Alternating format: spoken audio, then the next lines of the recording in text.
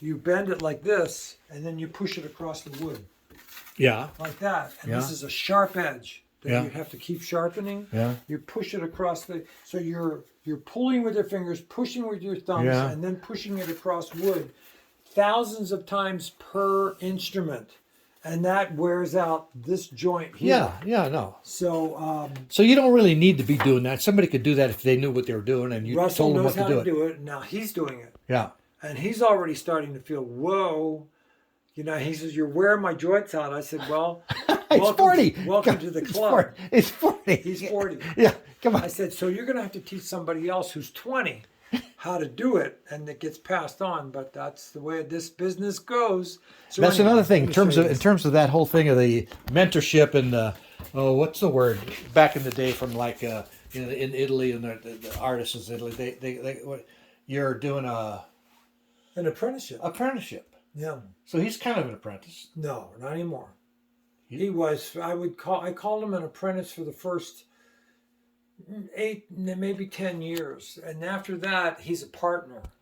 Ah. Because there's certain things of the process that he doesn't do.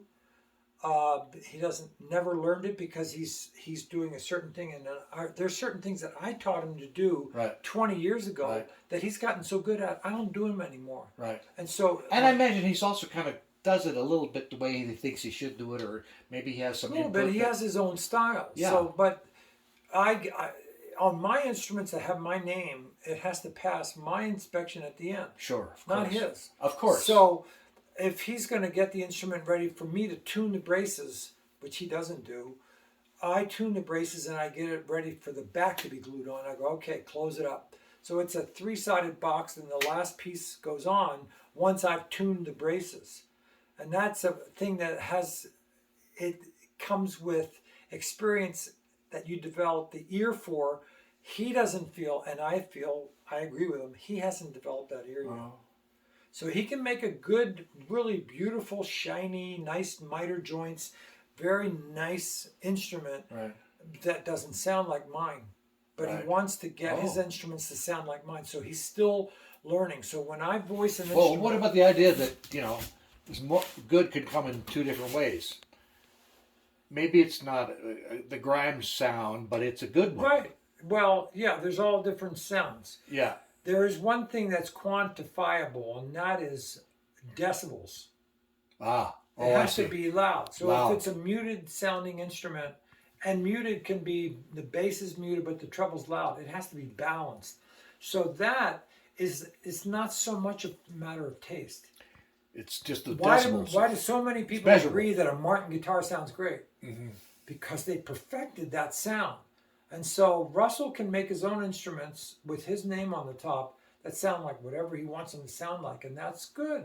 Maybe somebody will agree and buy it, and he'll have success. But people know what a Grimes sounds like after 50 years. This is my 50th year of doing this. They know what to expect when they order a Grimes instrument. They know it's not a shot in the dark. No, you've It's already not a checked risky it out. thing. It's gone past muster. Right. So if they order a Grimes, they know that it's going to sound like the one they played, the sample they played, or whatever. It has to get past you. It has to get past me. And also, I tell every customer, I said, play it. You've got 2 weeks to decide if you like it, if you like its tone, the playability. If you don't, return it and I'll refund all your money. I've always told all my customers. Anybody ever do that? 2 people have done it. And one guy was because of arthritis. The other guy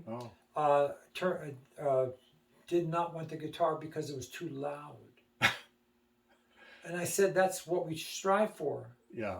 We want an instrument with a big voice. Yeah, and he yeah. said, well, when I sit in front of my amplifier, it feeds back.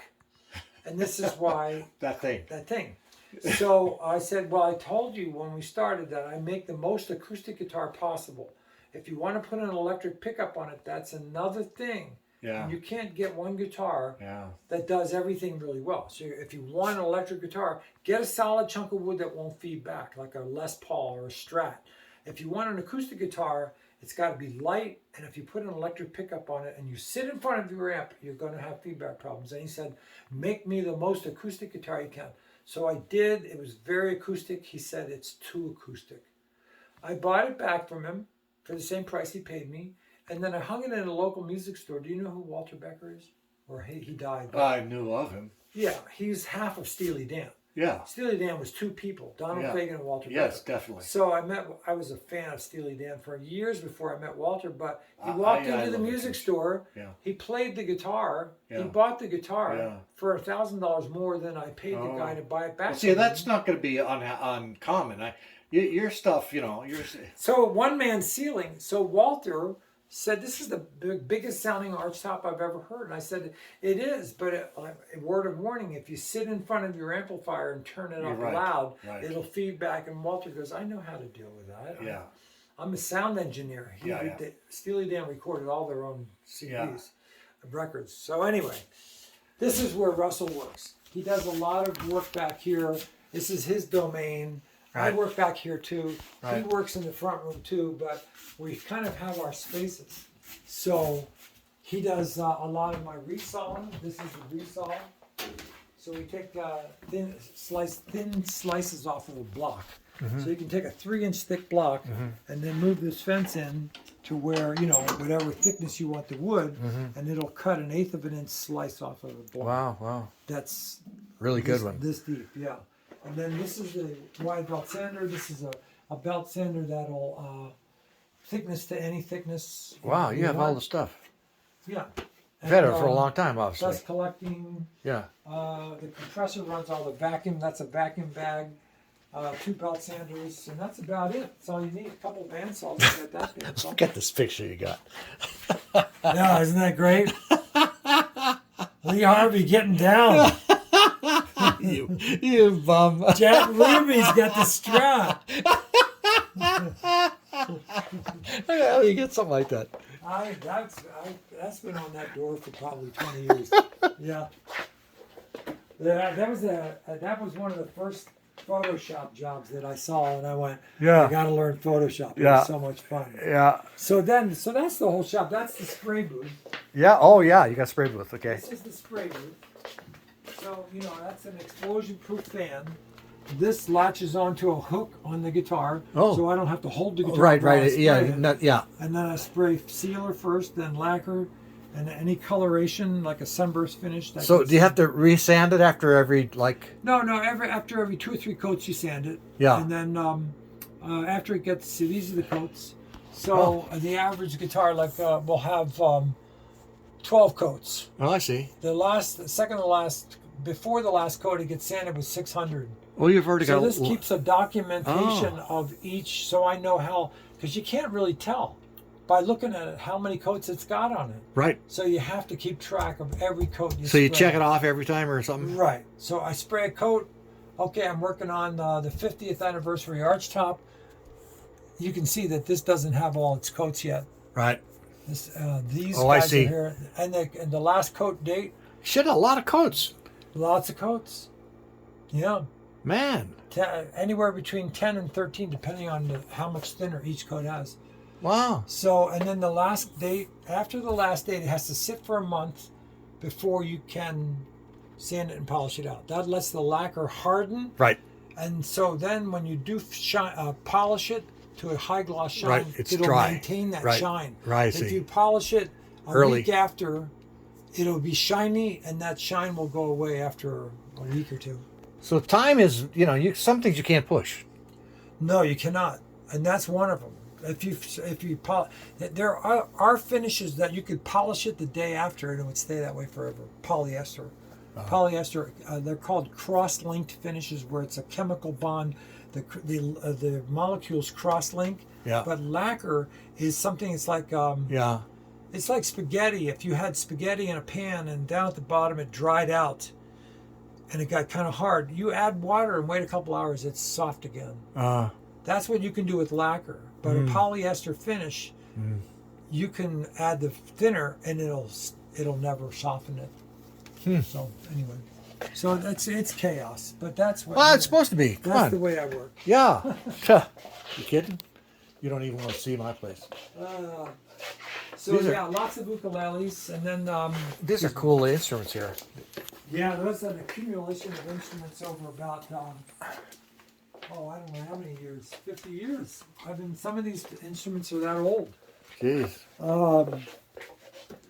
This is just where, this is the drill press room, and I do a lot of drilling and milling in here. Mm-hmm. That's the sharpening table where all the different sharpening wheels. Oh, sharpening. What do you mean sharpening? Sharpening tools. Oh, that. Oh, you This mean is and an grinders? 80 The grinders. Grinders, yeah. Sharpening wheels. Yeah. And so this is like an 80 grit.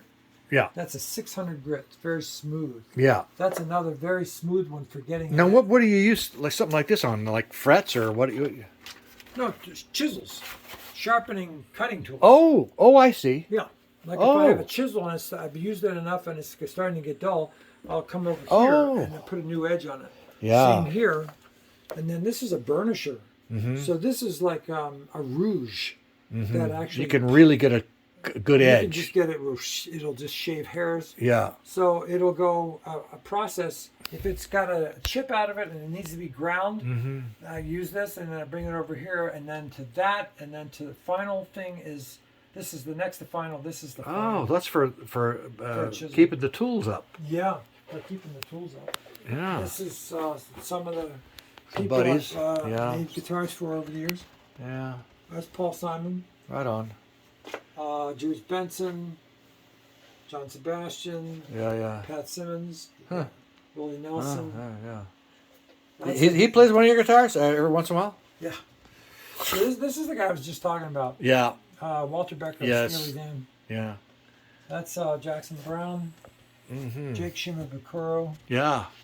Oh, he got a nuke from you? Uh-huh. This is a guy named Rick Vito. He's started off with Bonnie Raitt's. No, he started off with Jackson Brown's band, Uh-huh. and then he joined Bonnie Raitt's band, and then he ended up with Mick Fleetwood's. I know that she's been hanging around from years back, and she was around She's here. still going strong. Still going strong. What an artist. I love her shit. Basically, yeah. I'm a fan. So yeah, when Russell's gone, he leaves for the summer. Uh-huh. So he left on June 1st. He comes back September 1st or around that time, and he goes up to work with his dad. Oh, do it. What? He's a carpenter building houses. Oh, Yeah, he built my music studio. yeah. I see at your Yeah. place you've got all these component. How it's a component place. It's like He did so much work in here. He built all this sliding door thing, you know. Yeah. He does all this. cool. He builds workbenches. When I got him in 2000, these benches were crude. They were just 4x8 pieces of plywood that had legs going down to the floor and boxes shoved under them. It was a mess. And so he really tidied up my shop just a little bit. It's gonna be his. Is that the program? Yeah, he's in the will. Right on. You know, Right on. he's only what 42, 43. He's gonna go for another 30 years. Let's hope. I'm gonna. You might even I've got stretch it. You might stretch out a little bit. 74. I would like to still be building when I'm 90. Yeah. And that's my goal. Yeah. I want to still build when I'm 90, out of pleasure. Of course. You know, I want to travel. I want to write songs. I want to play music. But you know, at some point you got to slow down. So Russell's gonna take up where I left off for sure. And Well, then, you're still looking good right now. Here's a room that Russell built. Whoa, we're going down. Ooh, secret stash. Yeah. Well, this is where I forgot to mention that this is where the bathroom is. Where I didn't even mention. Oh shit! Look at this. There's where we were You guys sitting. can actually rehearse down here. This is the music room. Oh shit! So this is a room that Walter Becker of Steely Dan helped me acousticate it to make it a good sounding room. For Oh, a no band. kidding. Yeah. You got some acoustic stuff or whatever Yeah. on the walls. Everything is soundproof. I mean. Oh yeah, I can feel it. I can feel it just by walking and Yeah. talking. The ceiling is like this thick. Yeah. Oh, Soundproofing it is. Material. The floor is this thick with No soundproofing way. material. We can have a 5-piece band. Nobody'd hear shit. We have a 5-piece band, drummer, bass player, trumpet player, whatever, in here at 12 midnight, and my next door neighbor can't hear it. It's awesome. It's awesome. So yeah, that's the courtyard where we were sitting, Oh, I didn't even know that, man. and Look at this. You got a kit here, everything. You're ready to go. my band and I. You can record in here. We do. I record every week. Every Wednesday I record in here. Every Thursday we have band practice. Oh shit. So this is Russell insisted that I put this deck here. Um, so this is where we put the food when we have a party. Oh, right on. On this countertop Nice, here. nice, We dude. move all this furniture. Nice. Actually, this is when we have a concert. We have all these chairs and Nice. stools for people to sit on. Nice. And people come out here and talk to get away from the music or whatever. And Yeah. you can see the It's a whole freaking valley. club already. Oh, we had 3 or 4 times a year. I'd have a concert or just a party and invite other musicians. Man, so you recorded here. You've recorded your tunes and maybe some others. Right. That's a recording rig over there, but I have my engineer brings in his own recording gear. He uses my monitors. Oh. But he brings in his whole rig and Yeah. he sets it here on this table, and we record everything: drums, bass, acoustic guitar, vocal. But if we need something like an organ, we have to go to another studio. But most of it's done right These days, it's such a weird thing. You can, remotely do stuff. here. Yeah. Like you say, you're talking about an organ. I have a guitar player in Seattle I use all the time. I send him the WAV file. Yeah. He plugs it into What's his name? I might know him. Rod Cook. No, I don't know him. He plays with a band called Toast. No, I don't know him. And it's funny, been named for the band because they're all heavy pot smokers. So they're called Toast. Toasted. It They're should toasted, be. yeah. So anyway, yeah, that's it. All right, man. Let's Let's show me that stinking guitar, my Oh, brother. yeah.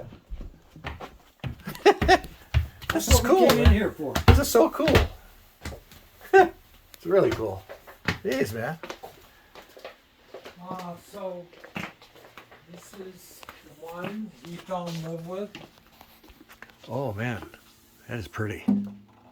This stuff doesn't need to be on there, but I just Pretty. stuck it there because This has got all the mega... the sides in the back are not polished yet. So that's it.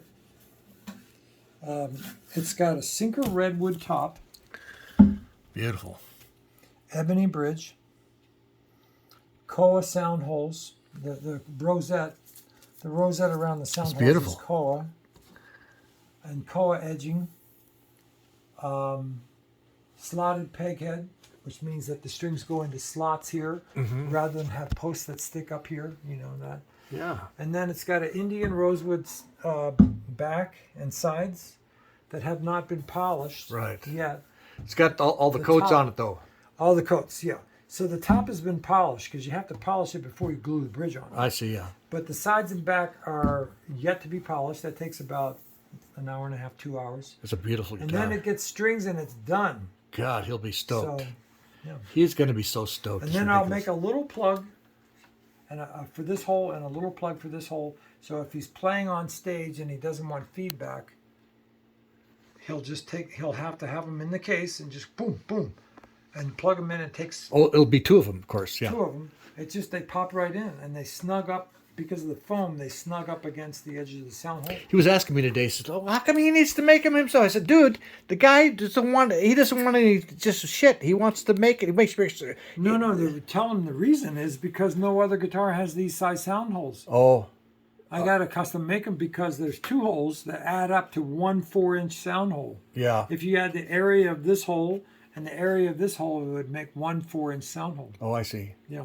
God, it's a beautiful guitar, man. I really It love it. really, I mean, I think it's, This is a model of yours? yeah, it's called the Kalua model. Kalua in Hawaiian means double, 2 holes. Yeah.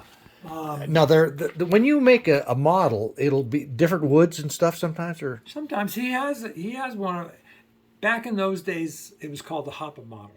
Right. Hapa means half. right. So it's basically splitting the sound hole area into 2 pieces. So I called the earlier versions the Hapa. Now I call it the Kaulu. It's the same guitar. He has one like this. It's a steel string. Yeah. This is a nylon string. But his is light colored. It's not got light this- colored top. Right. So- Let me ask you something. Relating to these holes, how did you discover and make it work? I mean, did you find somebody else that did that was doing this kind of thing and putting the holes in different Kula places? Beamer had 3 guitars made by other luthiers that had the 2 holes. Uh-huh. But there wasn't a cutaway guitar like this. Right. It was a, Oh, right. standard shaped guitar. Right. And so the sound hole was equal size, where do I have one? I'm sure there's one here. but they're equal size sound holes on both sides of the fingerboard. Yeah. And so I just took that design, and mainly the design is in this part. Yeah. I took the sound holes to get this cutaway. I had to make this one smaller and this one bigger. Mm-hmm. So that was my addition to that old style of design. I mean, what I mean is I don't know, the acoustic mechanics of having holes up there as opposed to, that. There's on my website. There's a whole blurb on it. It's called the acoustics of the double hole design, and you can find. I'll explain it to you. Basically, when you have a sound hole here, it's right where the neck and the strings are trying to pull the neck up this way. Because when you have they're attached here, they're attached up here, and then when you tighten these tuners, you shorten the string, and it wants to pull the neck up this way. So there's a lot of force trying to push down here, and you've got a sound hole there which has no strength at all. So then you have to have heavy bracing around that sound hole so you don't go sway back. And it doesn't cave in here. And then when you move the holes up further, you can have bracing here instead where the sound hole used to be. And that's a much stronger design, and it allows more of the soundboard to vibrate. So you get a different tone because your speaker is bigger. Maybe in your stereo system you've noticed that a little speaker does the sound of high frequency better, and a big speaker handles the bass. So large areas handle the low end, and small areas handle the high end. So it really does do that. It really like a tweeter and a mid range. Absolutely. So this is like a bigger speaker, gives you better bass, and the slack key guys are tuning, that they call it slack key because they're tuning down below E all the way down to D or C in the bass. So this size of a soundboard makes those low notes sound better than a standard guitar with a center sound hole. Did you experiment a little bit with, you know what, I should make this hole bigger or smaller, or I should place it here a little bit more? Did you experiment? Lot. Did you? A lot. As a matter of fact, this is a stack. This is a stack of drawings of various versions of this thing. Most of them are this design where I've moved it up, moved it down, made it bigger, tucked it closer into the middle. I've tried everything, and this is the design I found that works. Wow. And when Paul Simon 2 years ago made his way to my shop, I said, "How did you find out about my guitars?" And he said, "Well, if you'll remember, 6 months ago, I called you and you gave me Keola Beamer's number. And I had dinner with Keola, went over to his house, and he has 5 of your guitars. Because I played all 5 of the guitars you made for Keola, and I loved every one of them. And this is your signature, this double hole design, and I want one. And then I started making the first one. He called me up only about a week later, and he goes, "Make me 2 of them." Wow. So I made 2 of them for him. It still takes a long time. I mean, make me 2 of them. It's not gonna happen for a while. Right. But he was Paul Simon, so I kind of moved him up a little bit. Did you? I did. You bum. So here's the. I moved him up a little. You know what? People are going to think, said, "Hey, can I get that? That expedited service?" Right. So that's the double hole. See? Oh, right. But that's a bigger one. It's a smaller body. It's a smaller body than you just than showed the me? one I just showed you. Is it? He's a small guy. Oh. He likes small guitars. He's 5 foot. Yeah. 5 foot tall. You know what I like about him? He comes up with experiments with shit. He tries different kinds of music and stuff. Yeah, he's like a musicologist. One thing will be about music from the Andes and Peru. Next one's South African. Africa. Yeah. It's incredible. All right, man. All right, closing up the shop. All right, on. I'm glad you got to see it. I'm glad you showed me your shit, man. I mean, this is cool shit. Shit, it's your life. It's your life, brother. It's my life. This is your life. This is 50 years. Here's that thing. What? Oh. The supreme accomplishment is to blur the line between work and play. Funny, man. It's true. And I could say it in all kinds of ways.